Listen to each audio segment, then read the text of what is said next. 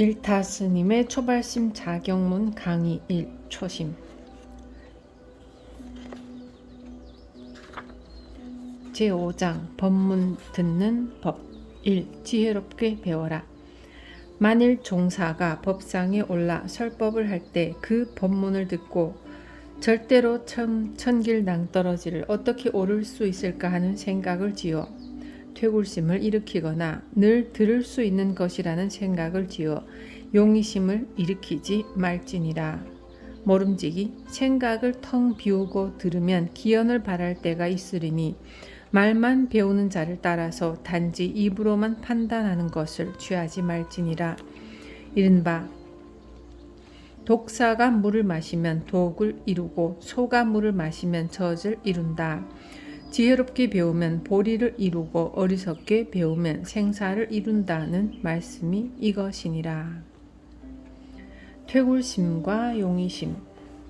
진울 스님께서는 처음 종사가 법상에 올라 설법을 할 때라고 하였습니다. 종사의 종은 마루, 곧 제일 높은 곳을 이루는 말로서 근원지 근본이라는 뜻으로도 사용되고 있습니다. 따라서 종사는 마음의 근본, 곧 최고의 경지를 깨달은 스승을 가리킵니다. 이와 같은 종사는 대중들이 모인 장소에서 아주 특별한 경우가 아니면 반드시 법상에 앉아 설법을 해야 합니다. 왜냐하면 종사는 부처님을 대신하여 법을 설하는 분이요 대중의 스승이기 때문입니다.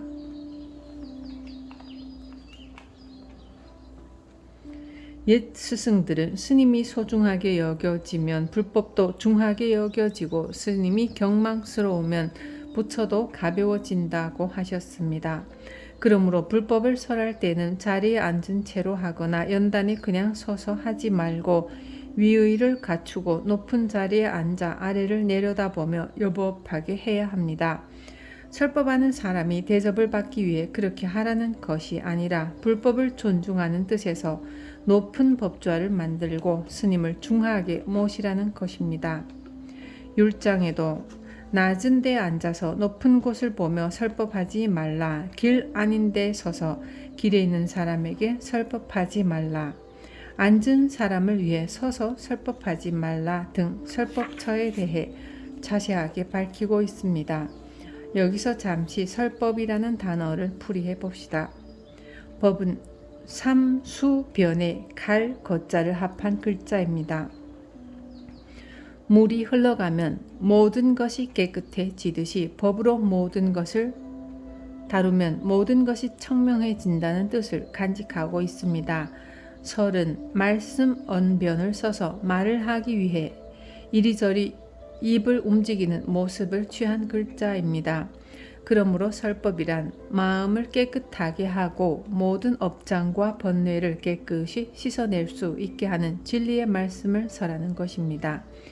그렇다면 설법을 들을 때는 어떠한 마음가짐으로 임해야 하는가? 그 무엇보다 먼저 스스로 뒤로 물러나는 퇴굴심과 용의심을 버려야 합니다. 만일 법문을 듣고 마치 천길 낭떠러지를 줄을 타고 올라가는 것과 같다는 생각을 일으켜서 어떻게 그렇게 해? 나는 절대로 못한다고 하는 퇴굴심을 일으키거나 그 반대로 자주 들었고 귀에 익은 이야기라 하여 그까지 것쯤이야 하는 용의심을 내어서는 안 된다는 것입니다. 법문을 들을 때뿐만이 아닙니다. 세상사를 경영함에 있어서도 퇴굴심이나 용의심이 깊으면 이루어지는 것이 없습니다. 너무 용맹심을 내어 급진적으로 매사를 쉽게 해결하려고 해도 성공할 수가 없고 감히 할 수 없을 것이라는 생각에서 퇴굴심을 내어도 성공할 수가 없습니다. 일도 공부도 중도에 서서 임해야 합니다. 마치 검은고 줄을 고르듯이 해야 합니다.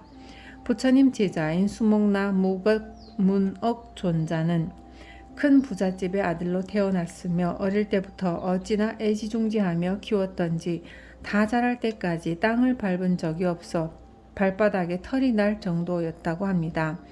아이가 장성하자 부처님을 친견하게 해야겠다고 생각한 아버지는 부처님이 계신 곳까지 운하를 파고 배를 띄워서 수목날을 부처님께 보냈습니다. 부처님의 법문을 듣는 순간 수목나는 깊은 환희심과 함께 진리의 세계가 눈앞에 다가오는 듯하였습니다. 세속의 일에 끄달리다 보면 진리를 체득할 수 없다. 이 좋은 공부를 하여 도를 이루려면 승려가 됨이 마땅하다. 수목나는 굳은 결심과 함께 출가를 하여 열심히 정진하였습니다. 그러나 얼마 지나지 않아 그 곱던 발바닥이 터졌고 그가 지나간 자리는 피로 얼룩졌습니다. 이를 보신 부처님께서는 그를 위해 신발을 신어도 좋다는 계율을 정하셨습니다. 수목나는 부처님의 깊은 자비 속에서 필사적인 각오로 공부를 하여 부처님으로부터 정진제일이라는 칭호까지 얻었습니다. 그러나 아무리 애를 써도 높은 경지에 이를 수가 없었습니다. 마침내 초조함에 빠진 그는 갈등을 하기 시작합니다. 그토록 열심히 수행했건만 도를 이룰 수 없다니 내가 돈과는 인연이 많아도 도와는 인연이 없는 것인가? 차라리 집으로 돌아가 돈으로 스님들을 위해 길을 닦고 집을 짓고 공양을 올리는 것이 좋지 않을까? 이때 부처님께서는 수목나 존자의 마음을 읽으시고 그의 앞에 나타나 물었습니다. 수목나야, 집에 있을 때 무엇을 가장 즐겼느냐? 검은 고 타기를 즐겼습니다. 그렇다면 잘 알 것이다. 수목나야, 검은 고 줄이 너무 팽팽하면 어떻게 되느냐? 소리가 날카로워지고 검은 고 줄이 터지기도 합니다. 줄이 너무 느슨하면 어떻게 되느냐? 줄이 늘어지면 소리 또한 축 처져 올바른 소리가 나지 않습니다. 공부도 그와 마찬가지이다. 너처럼 억지로 애를 쓰며 공부한다고 해서 되는 것이 아니다. 급하면 초조한 마음이 생기고 초조한 마음이 생기면 마음의 평화를 잃어 도에 개합할 수가 없다. 그리고 지나치게 긴장을 풀어 정진의 줄을 늦추면 태만에 흐르게 되느니라. 마치 검은 고 줄을 고르는 것과 같이 공부를 하되 너무 팽팽하게 하여서도 안 되고 너무 느슨하게 하여서도 안 된다. 모든 신묘한 법이 이 중도 가운데 있으니 잘 명심하여라. 수목나 존자는 이 법문을 듣고 중도로서 공부하여 아라한과를 증득하였습니다. 법문을 듣는 우리도 마찬가지입니다. 그 법문을 듣고 퇴굴심도 내지 말고 용의심도 내지 말고 중도로서 임해야 합니다. 그리고 그 법문의 내용을 정성껏 내 것으로 만들고자 노력하면 됩니다. 조급한 마음도 내지 않고 게으른 생각도 내미 없이 검은 고 줄을 고르듯이 닦아가면 됩니다. 속효심도 내지 말고 나태심도 내지 말라. 슬금슬금 가다 보면 해도 들 때 아니올까. 이 옛 노래 속에 중도의 교훈이 잘 담겨져 있습니다. 부지런히 간다고 하여 해가 빨리 뜹니까? 아닙니다. 느릿느릿 간다고 하여 해가 늦게 뜹니까? 아닙니다. 해는 뜰 때가 되면 저절로 뜹니다. 그러므로 도를 닦거나 어떠한 일을 할 때 조급증도 품지 말고 게으름도 부리지 말라는 것이며 이 원리는 법문을 들을 때도 그대로 적용됩니다. 마음을 비우고 법문을 들어라. 깨달음이나 성취는 조급함이나 게으름과 함께하지 않습니다. 그렇다면 무엇과 함께하는가? 번뇌를 텅 비운 마음과 함께합니다. 모름지기 생각을 텅 비우고 들으면 법문은 온전히 나의 것이 됩니다. 번뇌의 구정물이 꽉 찬 곳에 맑은 물을 부어 보십시오. 물에 탁한 기운이 묽어지기는 하겠지만 역시 구정물이 될 수밖에 없듯이 잡된 생각으로 가득 찬 마음에 법문을 담으려고 하면 제대로 담기지 않는 법입니다. 그러므로 먼저 마음을 곧 모든 번뇌 망상을 비우라고 한 것입니다.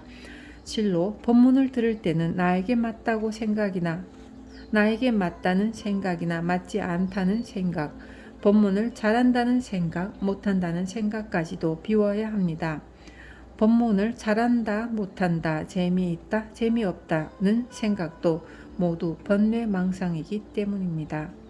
이와 같은 번뇌망상들을 완전히 비울 때 감노수, 곧 감노의 법문이 고스란히 담기게 됩니다. 진정한 법문은 말로 설명하고 귀로 듣는 것이 아닙니다. 빈 마음으로 설하고 빈 마음으로 듣는 것입니다. 어느 날 한 외도가 부처님을 찾아와 물었습니다. 감히 세존께 말 있으므로 묻지 않고 말 없으므로도 묻지 않습니다. 일러 주십시오. 이에 부처님은 조용히 자리에 기대어 앉으셨고 그 순간 외도는 큰 깨달음을 얻어 무수히 절하였습니다. 오 세존이시여, 대자대비로서 저의 미한 구름을 확 벗겨주셨습니다.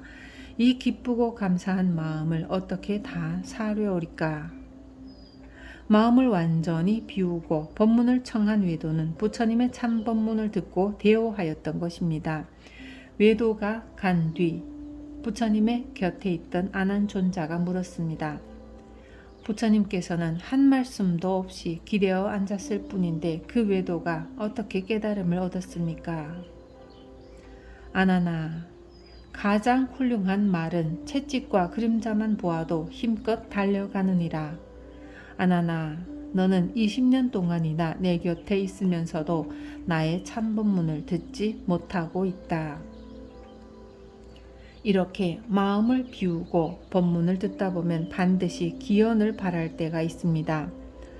기연을 바랄 때란 도를 깨닫는 날이 있다는 말입니다. 물론 도는 마음을 비우고 법문을 들을 때만 찾아오는 것이 아닙니다. 마음을 비우고 참선을 하거나 마음을 비우고 기도를 해도 반드시 기연을 만나 감흥을 입고 도를 이루게 됩니다. 함께 몇 가지 예를 간략히 살펴봅시다.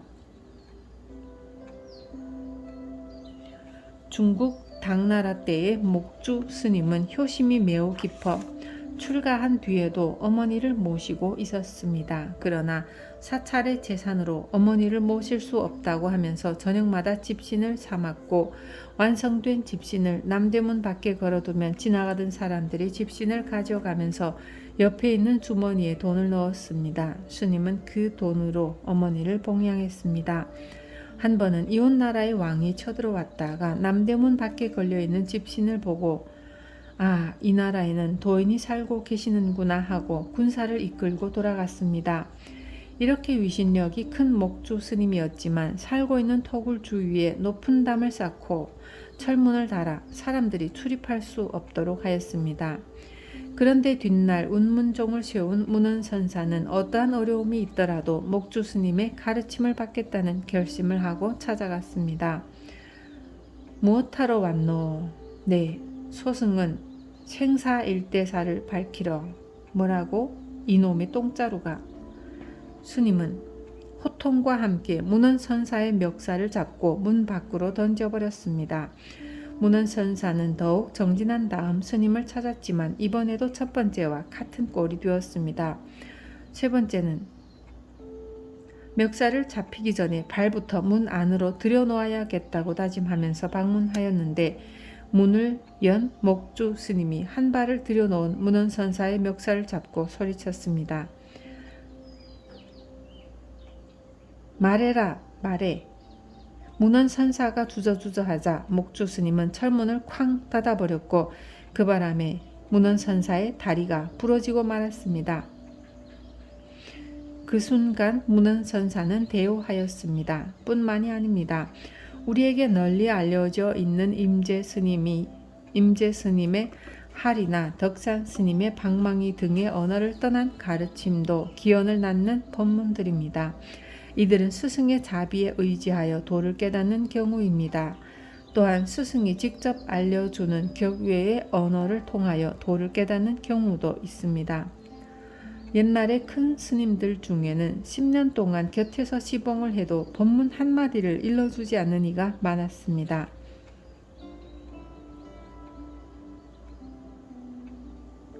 이와 같은 스승 밑에서 수도하던 한 승려는 마침내 회의를 느껴 떠날 것을 결심하였습니다. 스님, 저는 떠나겠습니다. 왜 가려 하느냐? 10년 동안 스님을 모셨지만 법문 한마디 듣지 못했으니 더 있은들 별 수가 있겠습니까? 그래? 법문이 뭔데? 큰 스님의 반문의 시자는 어처구니 없는 표정을 지으며 말했습니다. 불법 말입니다. 어허, 그것이라면 내게도 조금은 있지. 그리고는 호주머니에서 무엇을 끄집어내어 활짝 펼쳐 보이며 소리쳤습니다. 자, 법 받아라. 사자는 그 빈 주먹을 보는 순간 호련히 깨달았다고 합니다. 그리고 이와는 달리 전혀 무관한 소리나 이야기를 우연히 듣고 도를 깨닫는 경우도 많습니다. 곧 특정한 스승에게 의지하지 않고 스스로의 삶의 속에서 기원을 맞아 도를 깨닫는 경우로서 이렇게 깨달은 스님들이 제일 많습니다. 부처님은 6년 고행을 하시다가 샛별을 보는 순간 확철대오 하셨고 소동파는 흘러가는 계곡물 소리를 듣고 깨달음을 얻어 다음과 같은 오도송을 지었습니다. 시냇물 소리가 그대로 부처님의 장광설인데 푸른 산이 어찌 청정법신이 아니리. 이 밤에 84,000 법문을 모두 들었으니 훗날 사람들에게 무엇이라 설할거나. 또 당나라 때의 설봉 스님은 밤새워 정진하다가 옆 침상에서 자던 암두 스님이 침상에서 굴러떨어지는 소리를 듣는 순간 도를 깨달았고 이런 기연담도 있습니다. 가나오나 앉았거나 섰거나 자기의 본래 면목이 무엇인가를 생각하던 한 스님이 어느 날 시장에서 술을 먹고 싸우다가 화해를 하는 두 사람의 대화를 듣게 되었습니다. 이 사람아, 자네하고 나하고 그런 사이가 아닌데 면목이 없네. 아닐세, 내가 면목이 없네. 이 소리를 듣는 순간 그 스님은 도를 깨달았습니다. 이런 지하에 돈망생사라 이처럼 한마디 법문의 몰록 생사를 벗어난 예는 너무나 많습니다. 모름지기 법문을 들을 때는 빈 그릇이 되어야 합니다. 빈 그릇에는 법문을 능히 담을 수 있지만 그릇이 차 있으면 아무리 좋은 자비법문, 오도법문이라 할지라도 담을 수가 없습니다. 법문을 들을 때는 아무리 좋은 생각이라 하더라도 번뇌망상에 불과합니다. 이를 분명히 자각하여 마음을 비우고 법문에 집중하게 되면 깨달음의 기원은 반드시 찾아들게 마련입니다. 이것이 법의 문을 열고 법의 집 안으로 들어가는 요긴한 비결입니다. 잘 명심하시기 바랍니다. 한 가지 주의할 점은 진울 스님의 말씀처럼 말만 듣는 자가 되지 말아야 하고 법문을 입으로만 되새기는 이가 되어서는 안 된다는 것입니다. 귀로써 듣고 입으로 내뱉으며 비판하는 것, 이것은 지식에 불과할 뿐 결코 지혜가 될 수 없습니다. 지식의 지는 화살시에다 입 구자를 합한 글자로서 귀로 들어와서는 입으로 쏙 나와버리는 배움을 가리킵니다.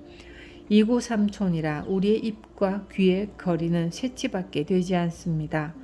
법문은 귀로 듣고 입으로 내뱉기 위해 배우는 것이 아닙니다. 법의 세계, 곧 진리의 세계로 들어가기 위해 배우는 것입니다.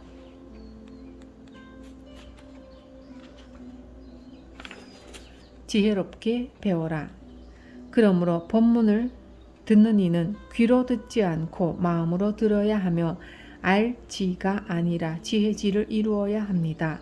알지 밑에 날일자 태양처럼 밝게 빛나는 지혜의 광명으로 모든 사람을 밝혀주어야 합니다. 이를 더욱 강조하기 위하여 진울 스님께서는 옛 말씀을 인용하였습니다. 독사가 물을 마시면 독을 이루고 소가 물을 마시면 젖을 이룬다. 지혜롭게 배우면 보리를 이루고 어리석게 배우면 생사를 이룬다. 독사가 마시는 물과 소가 마시는 물, 이 둘은 같은 물인데도 이루는 것이 다릅니다. 똑같은 법문을 듣고 어떤 사람은 도를 깨치는데 어떤 사람은 도를 깨치지 못합니다. 어떤 사람은 태양과 같은 광명을 뿜어내고 어떤 사람은 더욱 암담해지기도 합니다. 독을 만들 것인가, 젖을 만들 것인가, 보리를 이룰 것인가, 생사를 이룰 것인가, 그 열쇠는 각자가 쥐고 있습니다. 마음 가득 번뇌망상을 담고 말만 배우고자 하거나 지식 충족의 수단으로 법문을 듣는다면 생사 이외에는 이루어낼 수 있는 것이 없지만 스스로가 온전히 마음을 비우고 집중하여 법문을 들으면 틀림없이 큰 깨달음을 이룰 수 있습니다. 부처님과 모든 선지식이 한결같이 말씀하셨듯이 모름지기 마음을 비우고 법문을 듣도록 합시다. 그리고 그 법문을 되새겨 나의 것으로 만듭시다. 머지않은 날 틀림없이 큰 깨달음이 찾아들 것이니 법문을 나의 것으로.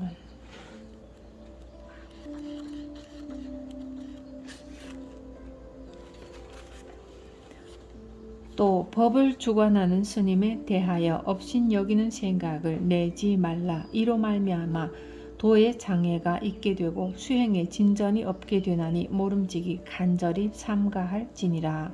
논에 이르기를 어떤 사람이 길을 가다가 횃불을 들고 가는 죄인을 만났을 때 그 죄인이 밉다고 하여 불빛까지 받아들이지 않으면 구렁텅이에 빠지고 만다고 하셨도다.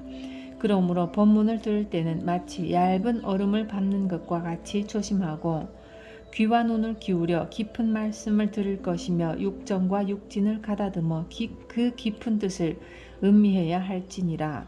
법문이 끝나면 묵묵히 앉아 관에 보다가 의심이 생기면 널리 아는 이에게 물어야 하며 아침 저녁으로 생각하고 물어서 신랄만큼이라도 틀리게 하지 말지어다. 이렇게 하여야 비로소 올바른 신심을 내어 도로서 자기 일을 삼는 자라고 할 수 있느니라.